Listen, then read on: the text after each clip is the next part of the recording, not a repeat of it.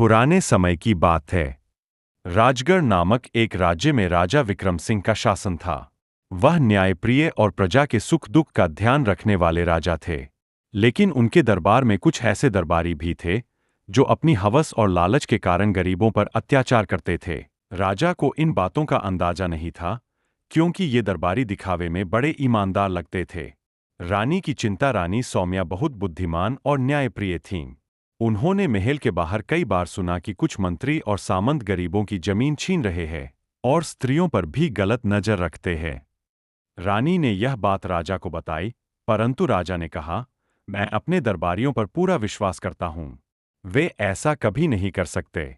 रानी को यह जवाब स्वीकार नहीं था।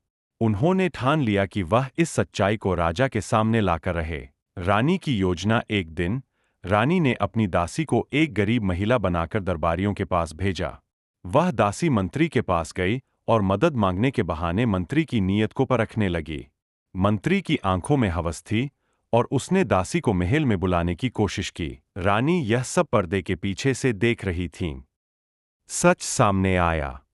रानी ने तुरंत राजा को बुलवाया और सारा सच उनके सामने रखा।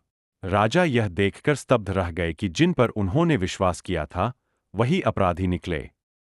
राजा ने उन सभी दरबारियों को तुरंत दंड देने का आदेश दिया। राजा ने उनकी सूझबूझ की सराहना की और उनके सुझाव पर एक नया कानून भी बनाया जिससे महिलाओं और गरीबों की रक्षा की जा सके।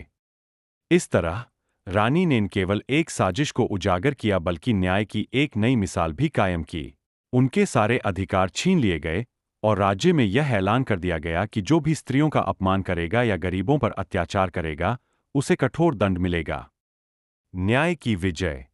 रानी सौम्या की बुद्धिमानी और साहस ने राज्य को हवस और अत्याचार से मुक्त कर दिया। सीख। सच्चाई को साबित करने के लिए साहस और बुद्धि की जरूरत होती है। जो लोग अपनी शक्ति का दुरुपयोग करते हैं उनका अंत निश्चित होता है।